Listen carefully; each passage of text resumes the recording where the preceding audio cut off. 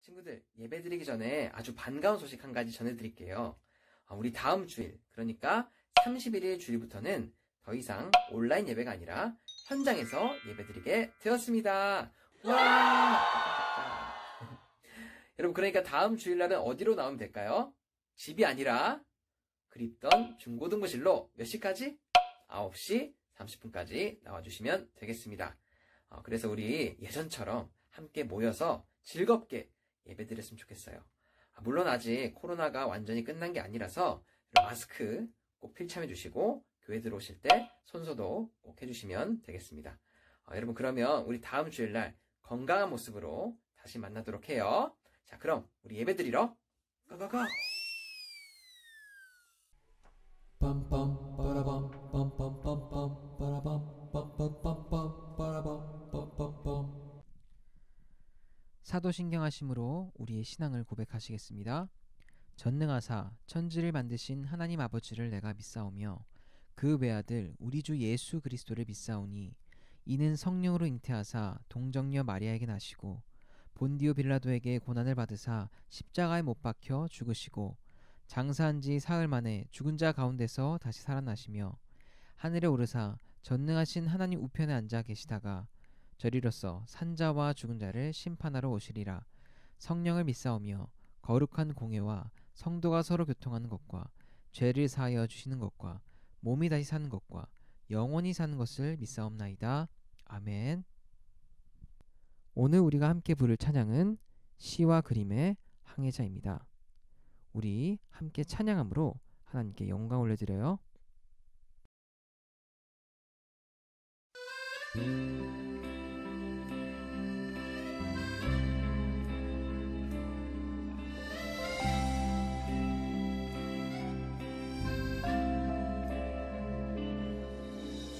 나 비로소 이제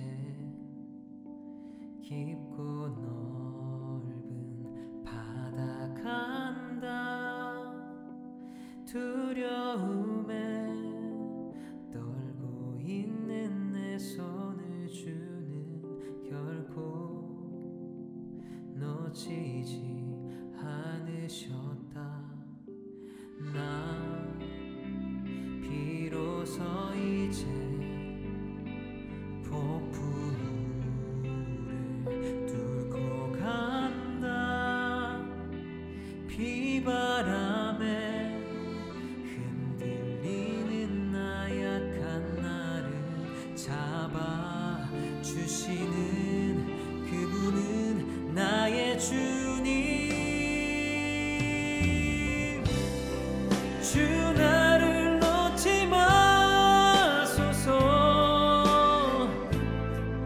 이 깊고 넓은 바다에 홀로 내 삶의 항해의 끝이 되시는 주님이시여. 난 의지합니다. 날 포기하지 마소서. 나 잠시 나를 의지하여도 내 삶의 항해의 방향을 잡아 주시옵소서.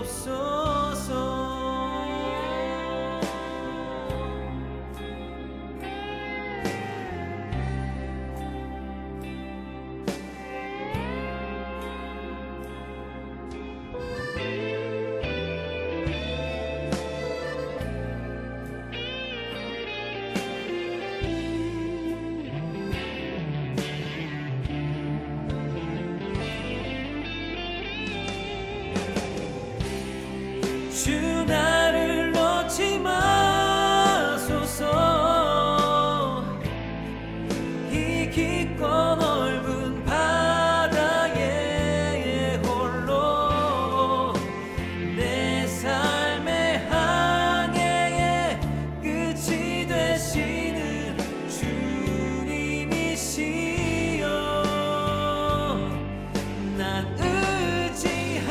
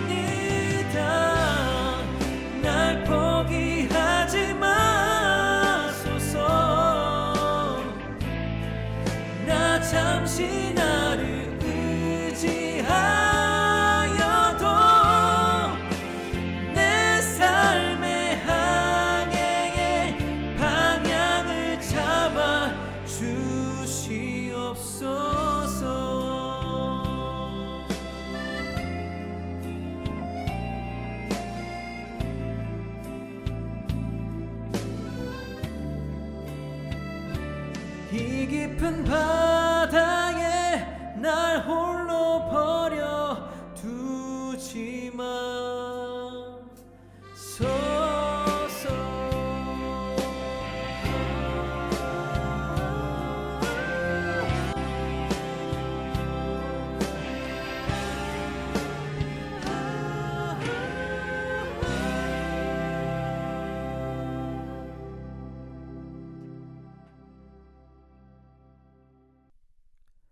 오늘 우리가 함께 살펴보실 말씀은 사도행전 23장 1절에서 10절까지의 말씀입니다. 우리 함께 읽도록 하겠습니다. 바울이 공회를 주목하여 이르되 여러분 형제들아 오늘까지 나는 범사의 양심을 따라 하나님을 섬겼노라 하거늘 대제사장 아나니아가 바울 곁에 서 있는 사람들에게 그 입을 치라 명하니 바울이 이르되 회칠한 담이여 하나님이 너를 치시리로다. 네가 나를 율법대로 심판한다고 앉아서 율법을 어기고 나를 치라느냐 하니 곁에 선 사람들이 말하되 하나님의 대제사장을 네가 욕하느냐. 바울이 이르되 형제들아 나는 그가 대제사장인 줄 알지 못하였노라. 기록하였으되 너의 백성의 관리를 비방하지 말라 하느니라 하더라. 바울이 그중 일부는 사두개인이요 다른 일부는 바리새인인 줄 알고 공회에서 외쳐 이르되 여러분 형제들아 나는 바리새인이요 또 바리새인의 아들이라. 죽은 자의 소망 곧 부활로 말미암아 내가 신문을 받노라. 그 말을 한즉 바리새인과 사두개인 사이에 다툼이 생겨 무리가 나누어지니 이는 사두개인은 부활도 없고 천사도 없고 영도 없다 하고 바리새인은 다 있다 함이라. 크게 떠들세 바리새인 편에서 몇 서기관이 일어나 다투어 이르되 우리가 이 사람을 보니 악한 것이 없도다. 혹 영이나 혹 천사가 그에게 말하였으면 어찌하겠느냐 하여 큰 분쟁이 생기니 천부장은 바울이 그들에게 찢겨질까 하여 군인을 명하여 내려가 무리 가운데서 빼앗아 가지고 영내로 들어가라 하니라. 아멘. 중고등부 친구들 반갑습니다. 오늘은 비둘기처럼 순결하고 뱀처럼 지혜로워라 라는 제목으로 여러분들과 말씀을 나누도록 하겠습니다. 밀레도에서 마지막 고별 설교를 마친 바울은 이제 복음을 위해 목숨마저 내버릴 각오로 예루살렘으로 이동하게 됩니다. 그리고 이로써 바울의 3차 전도 여행은 끝을 맺게 되죠. 예루살렘에 도착한 바울은 먼저 예루살렘 교회의 지도자인 야고보와 또 장로들을 찾아가서 그간의 이방 선교 활동을 보고하며 사역 가운데 보이신 하나님의 놀라운 역사를 증거하는데요. 이에 야고보와 장로들은 이방인을 향한 하나님의 뜻을 깊이 깨닫게 되고 이를 행하신 하나님께 감사와 영광을 올려드렸습니다. 하지만 이렇게 좋은 분위기도 잠시 며칠 뒤 바울은 아주 큰 위기에 처하게 되는데요. 바로 아시아에서 온 유대인들이 예루살렘에 있는 무리들을 선동해서 지금 이 바울이라는 자가 우리 유대인들과 그리고 율법을 모욕하고 이방인을 성전에 데려와서 이 거룩한 곳을 더럽혔다 라면서 바울을 모함합니다. 결국 바울은 이 흥분한 유대인들에 의해 성전 밖으로 끌려나가 몰매를 맞으며 죽음의 위기에 놓이게 되었는데요. 그러나 다행히도 이때 백성들의 소동을 들었던 천부장이 달려와 바울을 체포함으로써 바울은 가까스로 죽음의 위기에서는 벗어날 수 있게 되었습니다. 이렇게 체포된 바울은 천부장에게 자신이 이 유대인들을 향하여 변론할 수 있도록 부탁을 했는데요. 천부장이 이를 허락하자 바울은 이방인 선교에 대한 당위성, 그러니까 하나님께서 이방인들을 향한 구원의 뜻을 가지고 계신다는 이 발언과 함께 또 이방인의 사도된 자신의 정당성에 대하여 변론하기 시작합니다. 하지만 바울의 이러한 변론은 이방인 선교를 이해하지 못하고 또 민족적 우월감과 편견에 사로잡혀 있던 유대인들에게는 먹힐 리가 없었습니다. 이들의 생각은 이랬던 거죠. 어디서 족보도 없는 이방인들이 우리와 동등하게 하나님을 믿고 구원을 받을 수가 있는가? 이건 유대인들에 대한 모욕이자 신성모독이다. 이러한 주장을 펼치고 있는 저 바울을 죽여버리자. 바울의 변론은 오히려 잠잠해졌던 이 소동을 다시 불러일으키게 되었습니다. 소동이 다시 재발하게 되자 천부장은 이 사태의 실상을 파악하고 또 뿔난 군중을 진정시키기 위하여 일단 바울을 채찍질하고 신문하고자 했는데요. 그러나 이에 그냥 당하고만 있을 바울이 아니었습니다. 바울은 천부장의 이러한 조치에 대해서 반론을 제기하는데 이렇게 이야기합니다. 야, 지금 이게 말이야 방구야? 지금 니들이 아무런 죄목도 없이 로마 시민인 나를 채찍질할 수 있니? 여러분, 이 말을 들은 천부장은 바짝 당황할 수밖에 없었습니다. 왜냐? 당시 로마는 법에 대해서 매우 엄격했는데요. 로마에서는 재판에 의하지 않고서는 절대 로마 시민을 결박하거나 매질을 하지 못한다는 규정이 있었습니다. 근데 여러분, 우리 바울이 어떤 자였죠? 로마의 식민지였던 길리기아 다소에서 난 출신 아니었습니까? 그러니까 태어났을 때부터 정식적인 로마 사람이었던 것이죠. 그와 반면에 천부장은 22장 28절에서 우리가 알 수 있듯이 돈을 주고 시민권을 산 자였습니다. 그러니 여러분, 그와는 태생부터 다른 정식 로마 시민인 바울에게 지금 이러한 대우를 하는 것이 맞겠습니까? 천부장은 명백히 로마의 법을 어겼던 것이고 이로 인한 책임은 아주 중대했습니다. 그래서 이를 두려워한 천부장은 곧바로 명령을 철회하고 이튿날 바울의 결박을 풀고 또 정식적으로 사내들인 공회를 열어서 바울이 변론을 할 수 있도록 또 한 번 기회를 제공하는데요. 여러분, 역시 법이 무섭긴 무섭나 봐요. 천부장도 이 법 앞에서는 꼼짝하지 못합니다. 여러분, 우리나라도 좀 법이 이렇게 엄할 땐 좀 엄해야 되는데 보여지는 모습들을 보면 영 그러지 못한 것 같아서 개인적으로 좀 아쉬운 마음을 가지고 있습니다. 아무튼 이 사내들인이 소집되고 바울에게 변론의 기회가 주어지자 바울은 열심을 다하여 자신의 입장을 표명하기 시작하는데요. 그것이 오늘 우리가 살펴본 이 본문 말씀의 내용입니다. 먼저 바울은 공회에 참석한 이 유대인들을 향하여 우리가 1절에서 우리가 알 수 있듯이 내가 범사에, 그러니까 모든 일에 양심적으로 하나님을 섬겼다라고 이야기하고 있는데요. 여기서 바울이 이 자신의 양심을 걸고 주장했던 것은 하나님 앞에서 이 자신의 신앙이 순수하고 또 순결했음을 그들로 하여금 납득시키기 위함이었습니다. 바울은 정말로 하나님 앞에서 부끄럼 없는 삶을 살았어요. 겉과 속이 같고 또 비둘기처럼 순결한 신앙의 소유자였습니다. 이는 실제로 바울의 일생을 우리가 살펴보면 그의 고백이 결코 거짓이 아닌 분명한 사실이었음을 확인할 수가 있습니다. 바울은 복음을 전파함과 동시에 그 복음의 가르침에 충실한 삶을 살았습니다. 그러했기 때문에 바울이 성도들 향해 말하길 고린도전서 11장 1절을 보시면 내가 그리스도를 본받는 자가 된 것 같이 너희는 나를 본받는 자가 되라 라고 자신 있게 말할 수 있었던 것입니다. 사랑하는 여러분, 우리는 바울을 본받는 자가 되어야만 합니다. 그래서 비둘기처럼 순결하고 또 양심을 따라서 하나님을 섬길 줄 아는 그러한 신앙인들이 되어야 할 줄 믿습니다. 그런데 너무나도 많은 신앙인들이 이런 양심이 결여된 상태로 겉과 속이 전혀 다른 모습으로 위선적으로 살아가고 있어요. 여러분, 평소의 삶이 개차반인데 주일 성수만 잘하면 뭐가 되겠습니까? 평소엔 고삐 풀린 망아지처럼 하고 싶은 거 다 하고 살다가 주일에만 절제하고 경건한 삶을 살면 무슨 소용이 있느냐 이 말입니다. 물론 사람들의 눈은 속일 수가 있겠죠. 본래 사람이란 내면보단 겉모습을 먼저 보고 판단하기 마련이니까요. 하지만 여러분, 사람은 그렇다 쳐도 사람을 지으신 하나님을 우리가 감히 속일 수 있겠습니까? 그분께서는 우리의 겉으로 드러난 모습뿐만 아니라 우리의 깊은 내면까지도, 그러니까 우리의 생각과 마음까지도 전부 다 꿰뚫고 계신 분인데요. 여러분, 어림도 없죠. 사람인 우리가 사람을 지으신 하나님을 결단코 속일 수 없습니다. 이전에 전도사님이 졸업한 대학의 표어는 코람데오라는 라틴어였는데요. 이 단어를 우리말로 번역하면 하나님 앞에서라고 읽을 수가 있습니다. 굉장히 멋진 말이죠. 여러분이 그러니까 지금 하나님 앞에서 하나님과 1대1 대면하고 있다고 한번 생각해 보세요.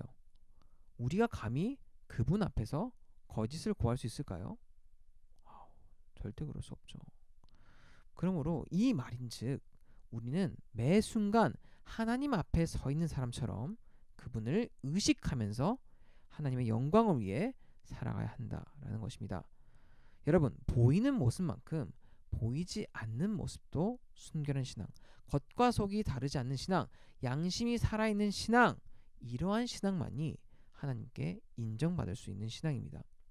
그러므로 사랑하는 중고등부 여러분, 하나님 앞에서 비둘기처럼 순결한 신앙의 소유자들이 다 되시길 간절히 소원합니다. 그래서 바울처럼 양심을 따라 하나님을 섬겼다고 자신 있게 고백할 수 있는 그런 멋진 신앙인들 다 되시길 주님의 이름으로 간절히 축원드립니다.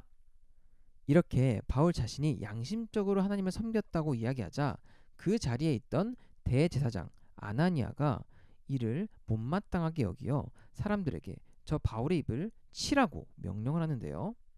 이에 바울도 기분이 몹시 상했는지 3절을 보시면 좀 이렇게 격양된 말투로 감정적으로 이야기를 합니다. 3절을 한번 읽어볼게요. 회칠한 담이여, 하나님이 너를 치시리로다. 네가 나를 율법대로 심판한다고 앉아서 율법을 어기고 나를 치라느냐? 자, 여러분, 여기서 이 회칠한 담은요, 겉과 속이 다르다는 뜻입니다.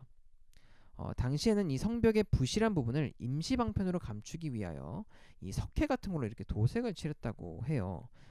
그러니까 이 석회칠을 했으니까 겉으로는 멀쩡해 보였겠지만 속은 전혀 그렇지 않았겠죠. 그러니까 바울은 이러한 이 회칠한 담을 비유해서 자신의 입을 칠하고 모욕했던 그의 위선을 비난한 것입니다. 그런데 바울의 이러한 비난은 그 공회에 참석한 사람들의 노여움을 사게 되었는데요. 그것은 하나님이 세우신 이 대제사장을 바울이 모욕했기 때문이었습니다. 하지만 여러분, 사실 이 바울은 이 아나니아가 대제사장인 것을 몰랐어요. 그러니까 모르고 그렇게 좀 세게 발언했던 것이죠. 여러분, 그도 그럴만한 것이 이 공회가 좀 갑자기 소집된 모임이기도 했고요. 바울 같은 경우는 20년간 이 예루살렘을 뜨문뜨문 방문했기 때문에 당시 대제사장의 얼굴을 어찌 보면 몰랐던 것이 당연했습니다. 그래서 사람들의 이야기를 듣고 나서야 그가 대제사장인 것을 알게 되었던 것이죠. 자, 그런데 여기서 굉장히 인상적인 것은요, 바울이 그 사실을 알게 된 후, 그러니까 이 아나니아가 대제사장인 것을 알게 된 후 곧바로 자신의 실수를 인정하고 5절에서와 같이 공식적으로 사과하는 모습을 보여줬다는 것입니다. 이렇게 말이죠. 미안해요. 정말 난 저분이 대제사장인 것을 정말 꿈엔들 몰랐습니다. 저도 모세가 이야기한 백성의 관리를 비방하지 말라는 그 하나님의 말씀을 잘 알고 있습니다. 그렇기 때문에 더더욱 죄송합니다. 이렇게 말이죠. 사랑하는 여러분, 저는 이러한 바울의 모습 또한 그의 순결한 신앙의 모습을 매우 잘 보여주고 있다고 생각합니다. 여러분, 우리도 이런 자세가 꼭 필요해요. 자신의 실수를 인정하면 시간을 끌거나 변명하는 것이 아니라 즉시 그것을 인정하고 사과하는 모습을 말입니다. 바울은 특별하긴 했지만 그도 완벽한 사람은 아니었습니다. 그도 사람이었기 때문에 실수를 할 수 있었죠. 우리도 마찬가지 아니겠습니까? 우리는 완전한 존재가 아니라 완전을 향해서 나아가는 존재들이죠. 그러므로 충분히 실수할 수 있고 실수할 수 있기에 우리가 사람인 것입니다. 그러므로 우리는 일단 실수를 인정하게 되면 그 즉시 자신의 잘못을 바로 잡아야만 합니다. 시간 끌 것 없이 바로 사과해야만 합니다. 우긴다고 여러분 실수가 정당화되나요? 그렇지 않죠. 떠넘긴다고 해서 책임이 모면 되는 것도 아닙니다. 바울이 만약 그 자리에서 자신의 실수를 인정하지 않고 변명하거나 혹은 얼렁뚱땅 이렇게 넘어가려고 했다면 아마 더 큰 소동을 불러왔을 것입니다. 하지만 바울이 즉각적인 사과를 했기 때문에 상황은 일단락 될 수 있었죠. 여러분, 지금 바울이 체면을 구긴 짓을 한 건가요? 좀 바울이라면 좀 더 이렇게 버티고 반항할 만도 한데 영 가오가 없다고 생각하십니까? 하지만 여러분, 이게 바로 지혜입니다. 상황을 애써 키우지 않는 것. 상대도 좋고 나도 좋은 일석이조의 방법이라는 것이죠. 그러면 사랑하는 여러분, 순결한 마음으로 자신의 잘못과 실수를 인정하는 태도가 여러분들의 삶 속에 배어 있으시길 바랍니다. 또한 사과할 줄 알며 즉각 잘못을 고칠 수 있는 그러한 여러분들 다 되시길 간절히 소원합니다. 여러분들이 그렇게 할 때 여러분들에게 닥친 여러 상황과 사건을 지혜롭게 극복해낼 줄 믿습니다. 계속해서 말씀을 살펴보시겠습니다. 6절에서 9절까지의 말씀을 보시면 이 바울을 못살게 굴었던 이 사내들인 공회원들이 갑자기 서로 이렇게 분열하여 싸우는 모습을 볼 수가 있는데요. 이 싸움의 원인이 무엇인가 하니 이 바울이 했던 한 가지 발언 때문이었습니다. 대체 바울이 어떤 발언을 했길래 이런 사태가 일어났는지 6절 말씀 함께 보실게요. 바울이 그중 일부는 사두개인이요 다른 일부는 바리새인인 줄 알고 공회에서 외쳐 이르되 여러분 형제들아 나는 바리새인이요 또 바리새인의 아들이라 죽은 자의 소망 곧 부활로 말미암아 내가 신문을 받노라. 아니 이 발언이 대체 뭐라고 이렇게 싸우는 걸까요? 여러분 이게 별거 아닌 것처럼 보이잖아요. 근데 이 발언은 이 사두개인과 또 바리새인 사이를 완전히 갈라놓을 수도 있었던 어쩌면 굉장히 위험한 발언이었습니다. 당시 두 당파 사이에는 이 서로가 인정하지 않았던 이 교리적인 차이가 있었는데 그중 가장 큰 주제가 바로 이 죽은 자의 부활 교리였습니다. 바리새인은 이 교리를 적극적으로 지지했지만 사두개인은 철저한 현실주의자들이었기 때문에 우리가 8절을 보시면 알 수 있듯이 그들은 이 부활도 믿지 않았고요. 천사도 믿지 않았고 영혼도 믿지 않았습니다. 그러니까 이런 신비로운 것들은 일체 믿지 않고 배척했던 것이죠. 그러니까 바울이 지금 이 두 당파가 있는 자리에서 갑자기 내가 바리새인이고 내가 지금 부활을 믿어서 신문을 받게 되었다라고 이야기한다면 여러분 그 자리에 있던 이 바리새인들과 사두개인들의 반응이 어떠했겠습니까? 바리새인들은 갑자기 동요하면서 없던 동정심이 막 생기고 동질감이 생기고 지금 이 부활의 교리를 걸고 넘어지니까 뚜껑이 열렸겠죠. 아니 바울 저 사람이 지금 우리랑 같은 바리새인이었다고? 그리고 우리가 지금 믿고 있는 이 부활 교리 때문에 지금 억울하게 신문을 받고 있는 거고. 그래서 여러분 이 9절에서 보면 이 바리새인들이 이렇게 이야기했어요. 여러분 우리가 보니까 이 사람 죄 없습니다. 혹 영이나 천사가 그에게 말했던 거라면 어찌하겠습니까? 자칫 하나님을 대적한 일이 될 수도 있습니다. 갑자기 이렇게 바울을 변호한 거죠. 네. 근데 여러분 바리새인들이 이렇게 이야기하면 사두개인들 가만히 있을까요? 가만히 있을 수 없죠. 뭐 영, 천사, 부활 뭐 말도 말 같지도 않은 소리를 꺼내고 그래. 이렇게 서로의 입장을 밝히면서 이렇게 옥신각신했을 것입니다. 그러니까 여러분 지금 바울은 유대교의 주요 두 당파인 사두개인과 바리새인 사이에 교리적 차이를 이용한 발언을 해서 그들 간에 분란이 일어나도록 만들고 본래는 자기를 이 정죄하기 위해 이 모인 공회를 흐트러뜨리고 갈라지도록 만든 것입니다. 바울의 순간적인 기지가 돋보이는 장면이라 할 수 있는 것이죠. 물론 어떤 사람에게는 이 바울의 모습이 굉장히 치사해 보이고 비겁해 보일 수도 있어요. 교리적 차이를 이용해서 바리새인들을 자기 편으로 끌어들인 것이니까요. 하지만 여러분 그렇다고 해서 바울의 이 발언이 잘못됐다고 말할 수 있을까요? 아니죠. 바울의 이 발언은 거짓이 아닌 명백한 사실이었습니다.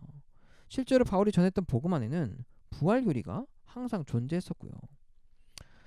복음 전파 때문에 신문받게 되었다라는 말은 결국 부활 때문에 신문받게 되었다라는 말과 동일한 말로 사용될 수 있습니다. 고로 바울은 사실만을 그대로 전했을 뿐이다라는 것이죠.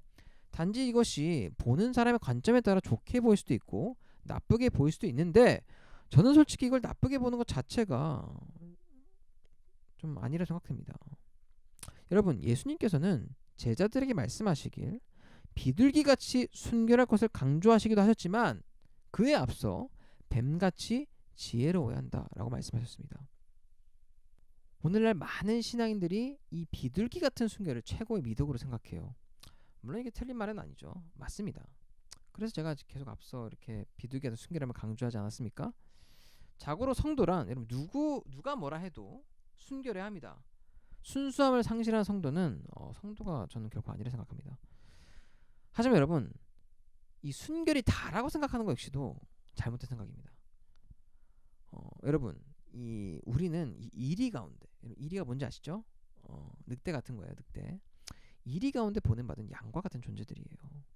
이런 우리가 비둘기 같은 순결만을 고집한다면 여러분 그것은 우리 자신의 파멸을 자초하는 어리석은 처사라고 할 수 있을 것입니다. 비둘기 같은 순결만 가지고는 여러분 이 험악하고 거친 세상을 살아갈 수가 없어요. 살아남을 수가 없습니다. 지혜로움이 없는 순결함은 곧 어리석음을 뜻하기 때문입니다. 따라서 우리에게는 이 비둘기 같은 순결과 함께 뱀 같은 지혜도 필요합니다. 여러분 우리가 이 뱀이라고 하면 일단 막 거부감이 확 들잖아요. 그죠? 왜냐하면 이 뱀은 성경에서 하나님을 대적하는 동물로 나오니까. 그래서 뱀의 지혜라고 하면 우선 막 생각나는 것이 어떤 이간질하는 그런 지혜가 떠오르죠. 에덴 동산에서 뱀이 하나님과 인간 사이를 이간질하는 그런 장면이 떠오릅니다.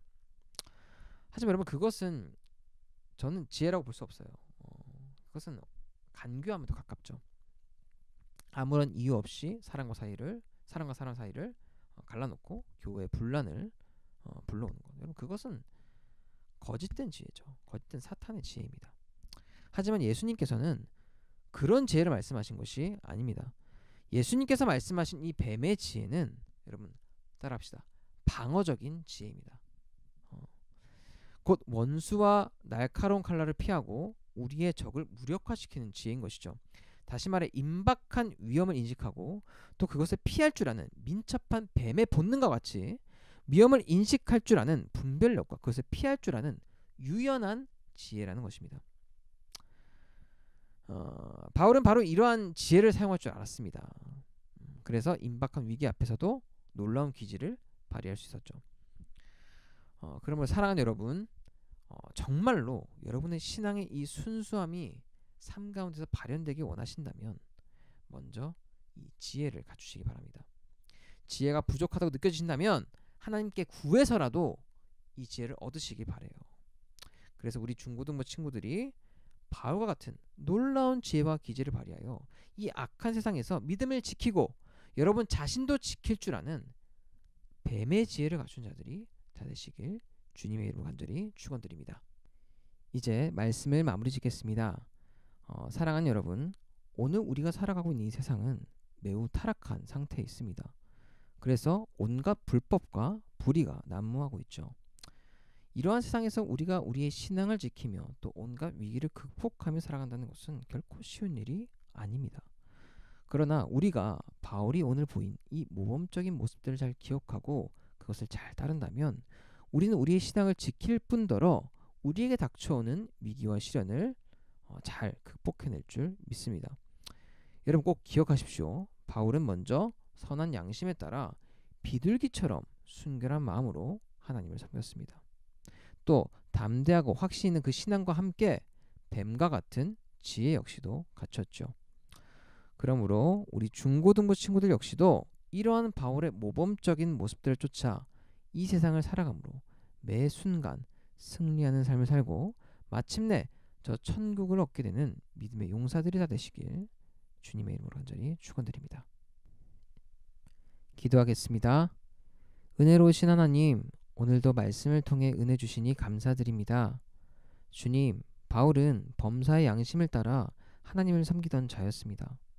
그의 고백대로 그는 하나님 앞에서 부끄러움 없이 신앙생활을 했고 그랬기에 이처럼 자신있고 담대하게 자신의 입장을 밝힐 수 있었습니다. 하나님, 우리에게도 이러한 바울과 같은 양심, 비둘기 같은 순결함, 겉과 속이 다르지 않는 순수한 마음을 주시어 하나님께 인정받고 또 하나님께 영광이 되는 신앙인들이 다 되게 하여 주시옵소서. 또한 주님, 바울은 이러한 비둘기 같은 순결함을 지녔을 뿐만 아니라 뱀과 같은 지혜 역시도 갖추었습니다. 그래서 임박한 위기 가운데 기지를 발휘하여 상황을 잘 넘어갈 수 있었습니다. 지혜가 제일이니 지혜를 얻으라고 말씀하신 하나님 아버지, 우리에게 지혜를 주시어 민첩한 뱀의 본능과 같이 위험을 인식할 줄 아는 분별력과 그것을 피할 줄 아는 능력을 갖추게 하시옵소서. 그래서 이 악한 세상에서 우리의 믿음을 지킬 수 있도록 승리하는 인생을 살아갈 수 있도록 은총을 베풀어 주시옵소서. 감사드리며 우리 구주 예수님의 이름으로 간절히 기도드립니다. 아멘. 주기도문 하심으로 예배를 마치도록 하겠습니다. 하늘에 계신 우리 아버지여, 이름이 거룩히 여김을 받으시오며 나라가 임하시오며 뜻이 하늘에서 이루어진 것 같이 땅에서도 이루어지이다. 오늘 우리에게 일용할 양식을 주시옵고 우리가 우리에게 죄 지은 자를 사하여 준 것 같이 우리 죄를 사하여 주시옵고 우리를 시험에 들게 하지 마시옵고 다만 악에서 구하시옵소서. 나라와 권세와 영광이 아버지께 영원히 있사옵나이다. 아멘.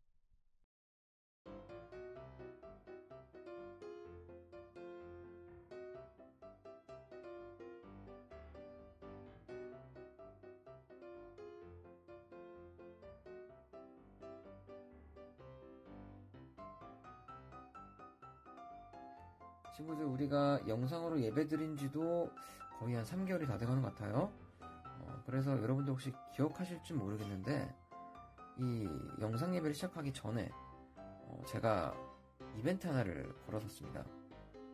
그게 뭐냐 하니 앞으로 이 영상 예배를 드릴 텐데 이 영상 예배를 가장 잘 드리고 또 열심히 출석하는 친구에게 전사님 개인적으로 상품을 드리겠다라고 제가 약속을 했었습니다. 기억나시나요? 안 할 줄 기억 안 했지. 네, 합니다. 네. 그래서 오늘 여러분들과 함께 그 결과를 보고자 합니다. 자, 우리 한번 보실까요? 3, 2, 1, GO! 와, 자, 누가 1등일까? 봅시다. 자, 보아하니 우리 승준이, 예진이가 공동 1등이네요. 축하합니다. 자, 그리고 서우, 유정이, 경록이가 아쉽게 공동 2등을 차지했고요. 그리고 우리 준서가 혼자 3등을 차지했습니다. 그리고 그 밑에 이제 인서랑 태림이가 이게 뭐 적은 숫자는 아닌데 1, 2, 3등은 조금 못 미치는 숫자예요. 그래도 선물을 드리도록 하겠습니다. 아차상으로 드리도록 하겠습니다. 1등, 2등, 3등 아차상 이렇게 해서 제가 조만간 상품을 드리도록 할 테니 여러분 기대하시고요. 나머지 친구들은 물론 좀 아쉬울 수도 있어요. 네, 기분 상해하지 마시고요. 다음에 또 제가 이런 기회가 있으면 이벤트를 할 테니까 그때 열심히 참여해 주시면 되겠습니다. 아무튼 여러분 3개월가량 영상 예배 드린다고 너무나도 수고 많았고요. 우리 다음 주에는 현장에서 함께 즐겁게 행복하게 예배 드렸으면 좋겠습니다. 자, 그럼 안녕.